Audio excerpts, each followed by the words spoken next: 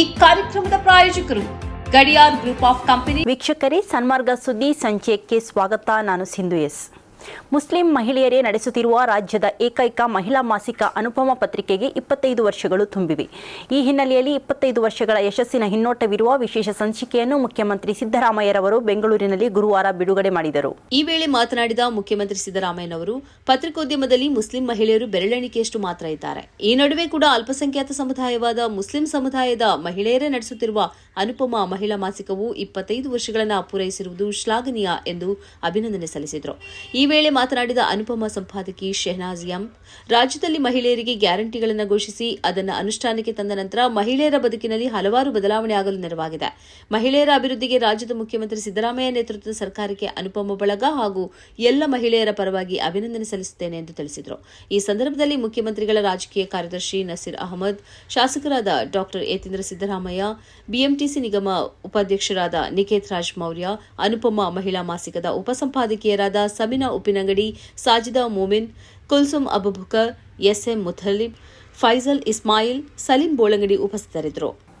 ಭಾರತೀಯ ನಗರಗಳಲ್ಲಿ ಸುಮಾರು 44% ನಗರಗಳು ದೀರ್ಘಕಾಲದ ವಾಯು ಮಾಲಿನ್ಯವನ್ನು ಎದುರಿಸುತ್ತಿದೆ. ಈ ನಗರಗಳು ಅಲ್ಪಾವಧಿಯ ಮಾಲಿನ್ಯ ಏರಿಕೆಗೆ ಬದಲಾಗಿ ನಿರಂತರ ಮಾಲಿನ್ಯದಿಂದ ಬಳಲುತ್ತಿದೆ ಎಂದು ಇಂಧನ ಮತ್ತು ಶುದ್ಧ ಗಾಳಿ ಸಂಶೋಧನಾ ಕೇಂದ್ರ ಹೇಳಿದೆ. ಬೆಂಗಳೂರು ವಾಯು ಮಾಲಿನ್ಯ ಪೀಡಿತ ನಗರವಾಗಿ ಗುರುತಿಸಿಕೊಂಡಿದೆ. 2019 ಮತ್ತು 2024 ನಡುವಿನ ಈ 5 ವರ್ಷಗಳಲ್ಲಿ ಭಾರತದ 4041 ನಗರಗಳಲ್ಲಿ PM 2.5 ಮಟ್ಟವನ್ನು ವಿಶ್ಲೇಷಿಸಲಾಗಿದೆ. ವಾಯು ಮಾಲಿನ್ಯವನ್ನು ಅಳೆಯುವ ಉಪಗ್ರಹ ದತ್ತಾಂಶಗಳ ವರದಿ ಆಧರಿಸಿ ಈ ಸಂಶೋಧನೆಗಳು ನಡೆದಿವೆ ಎಂದು CREA ವಿವರಿಸಿದೆ. ಪ್ರಸ್ತುತ 130 ನಗರಗಳು ಮಾತ್ರ ರಾಷ್ಟ್ರೀಯ ಶುದ್ಧ ಗಾಳಿಯ ವ್ಯಾಪ್ತಿಯಲ್ಲಿವೆ. ಅವುಗಳಲ್ಲಿ ಕೇವಲ 67 ನಗರಗಳು ಮಾತ್ರ ಮಾನಗಳನ್ನು ಸಾಧಿಸಿದ ಶುದ್ಧ ಗಾಳಿಯನ್ನು ಪಡೆಯುತ್ತಿವೆ ಎಂದು ವರದಿ ತಿಳಿಸಿದೆ. 2025ರಲ್ಲಿ ಅಸ್ಸಾಂನ ಬೈನಿರ್ಹತ್ ನಗರವನ್ನು ಅತ್ಯಂತ ಕಲುಷಿತ ನಗರವೆಂದು ಗುರುತಿಸಲಾಗಿದೆ. ಉತ್ತರ ಪ್ರದೇಶದ 416 ನಗರಗಳಲ್ಲಿ ನೋಯ್ಡಾ, ಗುರುಗ್ರಾಮ್, ಗ್ರೇಟರ್ ನೋಯ್ಡಾ, ಬಿವಾಡಿ, ಹಾಜಿಪುರ್, ಮುಜಾಫರ್ ನಗರ್ ಮತ್ತು ಹಾಫುರ್ ಅತಿ ಹೆಚ್ಚು ಮಾಲಿನ್ಯಗೊಂಡ ನಗರಗಳ ಪಟ್ಟಿಯಲ್ಲಿ ಸ್ಥಾನ ಪಡೆದಿವೆ. ಹುಬ್ಬಳ್ಳಿಯ ಮಹಿಳೆಯನ್ನು ವಿವಸ್ತ್ರಗೊಳಿಸಿದ ಘಟನೆಯಿಂದ ಇಡೀ ರಾಜ್ಯದ ಮಹಿಳೆಯರು ಮುಂದೇನು ಎನ್ನುವ ಚಿಂತೆ ಮಾಡುವ ದುಸ್ಥಿತಿಗೆ ಬಂದು ತಲುಪಿದೆ ಎಂದಿದ್ದಾರೆ ಮಾಜಿ ಮುಖ್ಯಮಂತ್ರಿ BS ಯಡಿಯೂರಪ್ಪ. ಲಂಗು ಲಗಾಮು ಇಲ್ಲದೆ ಪೊಲೀಸ್ ಇಲಾಖೆಯು ನಡೆಯುತ್ತಿದೆ. ಕೂಡಲೇ ಹುಬ್ಬಳ್ಳಿ, ಧಾರವಾಡ ಪೊಲೀಸ್ ಕಮಿಷನರ್ ಅವರನ್ನು ವರ್ಗಾವಣೆ ಮಾಡಬೇಕು ಎಂದು ಮಾಜಿ ಮುಖ್ಯಮಂತ್ರಿ ಬಸವರಾಜ ಬೊಮ್ಮಾಯಿ ಆಗ್ರಹಿಸಿದ್ದಾರೆ. ಮಲ್ಲೇಶ್ವರದ ಬಿಜೆಪಿ ರಾಜ್ಯ ಕಾರ್ಯಾಲಯ ಜಗನ್ನಾಥ್ ಭವನದಲ್ಲಿ ಇಂದು ಮಾಧ್ಯಮ ಪ್ರತಿನಿಧಿಗಳ ಜೊತೆ ಮಾತನಾಡಿದ ಬಿಜೆಪಿ ಕೇಂದ್ರೀಯ ಸಂಸದೀಯ ಮಂಡಳಿಯ ಸದಸ್ಯ ಮತ್ತು ಮುಖ್ಯಮಂತ್ರಿ BS ಯಡಿಯೂರಪ್ಪ, ಹುಬ್ಬಳ್ಳಿಯಲ್ಲಿ ಬಿಜೆಪಿ ಕಾರ್ಯಕರ್ತೆಯನ್ನ ವಿವಸ್ತ್ರಗೊಳಿಸಿದ ಘಟನೆ ಖಂಡನೀಯ. ಇದರ ಕುರಿತು ಸಮಗ್ರ ತನಿಖೆಯಾಗಲಿ. ಈಗಲಾದರೂ ಸರ್ಕಾರ ಅವರ ವಿರುದ್ಧ ಕ್ರಮ ಕೈಗೊಳ್ಳಬೇಕು ಎಂದು ಒತ್ತಾಯಿಸಿದರು. ಘಟನೆ ಕಾರಣಕರ್ತರಿಗೆ ಶಿಕ್ಷೆ ಆಗಬೇಕು ಎಂದು ತಿಳಿಸಿದರು. ಬೆಂಗಳೂರಿನ ಬಿಜೆಪಿ ಕಚೇರಿಯಲ್ಲಿ ಮಾಧ್ಯಮಗಳೊಂದಿಗೆ ಮಾತನಾಡಿದ ಮಾಜಿ ಮುಖ್ಯಮಂತ್ರಿ ಬಸವರಾಜ ಬೊಮ್ಮಾಯಿ, ಪೊಲೀಸ್ ಇಲಾಖೆಯಿಂದ ನಡೆದಿರುವುದು ಈ ರಾಜ್ಯದಲ್ಲಿ ಗೃಹ ಇಲಾಖೆಯ ಸಂಪೂರ್ಣ ಹಿಡಿತ ಕಳೆದುಕೊಂಡಿದೆ. ಗೃಹ ಇಲಾಖೆ ಹದಗೆಟ್ಟಿದೆ. ಯಾರು ರಕ್ಷಕರಿದ್ದಾರೆ ಅವರು ಭಕ್ಷಕರಾಗಿದ್ದಾರೆ. ಬೇಲಿಯೇ ಎದ್ದು ಹೊಲಮೇಯ್ದಿದೆ. ಒಬ್ಬ ಮಹಿಳೆಗೆ ರಕ್ಷಣೆ ಬದಲಿಗೆ ವಿವಸ್ತ್ರಗೊಳಿಸುವ ಕೆಲಸ ಮಾಡಿದವರು ಸಮಾಜದಲ್ಲಿ ತಲೆ ಎತ್ತಲು ನಾಲಾಯಕ್ಕಿದ್ದಾರೆ. ಘಟನೆ ಹೊರಬಂದ ನಂತರ ಕಮಿಷನರ್ ಪ್ರಕರಣ ಮುಚ್ಚಿಹಾಕುವ ಕೆಲಸ ಮಾಡಿದರು ಅಂತ ಆರೋಪಿಸಿದರು. ವಿವಿಧ ರಾಜ್ಯಗಳಲ್ಲಿ ಬಿಜೆಪಿಯ ಡಬಲ್ ಇಂಜಿನ್ ಸರ್ಕಾರಗಳ ವಿರುದ್ಧ ಲೋಕಸಭೆ ವಿರೋಧ ಪಕ್ಷದ ನಾಯಕ ರಾಹುಲ್ ಗಾಂಧಿ ವಾಗ್ದಾಳಿ ನಡೆಸಿದ್ದಾರೆ. ಕೋಟ್ಯಾಧಿಪತಿಗಳಿಗಾಗಿ ಮಾತ್ರ ಪ್ರಧಾನಿ ನರೇಂದ್ರ ಮೋದಿಯವರ ಡಬಲ್ ಇಂಜಿನ್ ಸರ್ಕಾರ ನಡೆಯುತ್ತಿದೆ ಎಂದು ಅವರು ಆರೋಪಿಸಿದ್ದಾರೆ.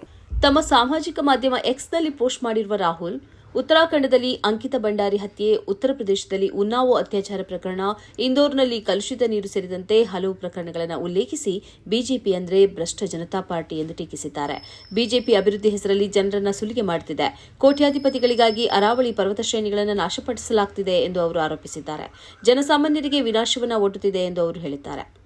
ಕನ್ನಡ ಮಾಧ್ಯಮ ಶಾಲೆಗಳಲ್ಲಿಯೂ ಮಲಯಾಳಂ ಅನ್ನು ಪ್ರಥಮ ಭಾಷೆಯನ್ನಾಗಿ ಮಾಡುವ ಕೇರಳದ ಪ್ರಾಸ್ತಾವಿಕ ಕಾನೂನನ್ನು ವಿರೋಧಿಸಲು ಕರ್ನಾಟಕ ಸಾಧ್ಯವಾದಷ್ಟು ಪ್ರಯತ್ನಿಸುತ್ತಿದೆ ಎಂದು ಮುಖ್ಯಮಂತ್ರಿ ಸಿದ್ದರಾಮಯ್ಯ ಹೇಳಿದ್ದಾರೆ.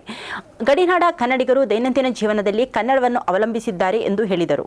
ಪ್ರಸ್ತಾವಿತ ಮಲಯಾಳಂ ಭಾಷಾ ಮಸೂದೆಯು ಕೇರಳದ ಗಡಿ ಜಿಲ್ಲೆಗಳ, ವಿಶೇಷವಾಗಿ ಕಾಸರಗೋಡಿನ ಭಾಷಾ ಸ್ವಾತಂತ್ರ್ಯ ಮತ್ತು ಜೀವಂತ ವಾಸ್ತವದ ಹೃದಯವನ್ನು ಒಡೆಯುತ್ತದೆ ಎಂದು ಅವರು ಹೇಳಿಕೆಯಲ್ಲಿ ತಿಳಿಸಿದ್ದಾರೆ. ಭಾಷಾ ಅಲ್ಪಸಂಖ್ಯಾತರ ಮಕ್ಕಳಿಗೆ ಭಾಷೆ ಕೇವಲ ಒಂದು ವಿಷಯವಲ್ಲ, ಅದು ಗುರುತು, ಘನತೆ, ಪ್ರವೇಶ ಮತ್ತು ಅವಕಾಶ. ರಾಜ್ಯವು ಒಂದೇ ಮೊದಲ ಭಾಷೆ ಆಯ್ಕೆಯನ್ನು ಒತ್ತಾಯಿಸಿದಾಗ ಅದು ಅವರ ಮಾತೃಭಾಷೆಯಲ್ಲಿ ಕಲಿಯುವ ವಿದ್ಯಾರ್ಥಿಗಳಿಗೆ ಹೊರೆಯಾಗುತ್ತದೆ. ಶೈಕ್ಷಣಿಕ ಪ್ರಗತಿ ಮತ್ತು ಆತ್ಮವಿಶ್ವಾಸವನ್ನು ಅಡ್ಡಿಪಡಿಸುತ್ತದೆ. ಎರಡನೇ ಭಾಷೆಯನ್ನು ಆಯ್ಕೆ ಮಾಡುವ ಸ್ವಾತಂತ್ರ್ಯವನ್ನು ಸಂಕುಚಿತಗೊಳಿಸುತ್ತದೆ ಮತ್ತು ಅಲ್ಪಸಂಖ್ಯಾತರು ನಡೆಸುವ ಸಂಸ್ಥೆಗಳು ಮತ್ತು ಅಲ್ಪಸಂಖ್ಯಾತ ಮಾಧ್ಯಮ ಶಿಕ್ಷಣ ಪರಿಸರ ವ್ಯವಸ್ಥೆಗಳನ್ನು ದುರ್ಬಲಗೊಳಿಸುತ್ತದೆ ಎಂದು ಮುಖ್ಯಮಂತ್ರಿ ಹೇಳಿದರು. ಇದು ಈ ಹೊತ್ತಿನ ಸುದ್ದಿ ಸಂಚಯ. ನಿರಂತರ ಸುದ್ದಿಗಾಗಿ ವೀಕ್ಷಿಸಿ ಸನ್ಮಾರ್ಗ ನ್ಯೂಸ್. ಸುದ್ದಿಗಳ ಸಂಖ್ಯೆಯಲ್ಲಿ ಸತ್ಯದ ಮೊಂಬತ್ತಿ.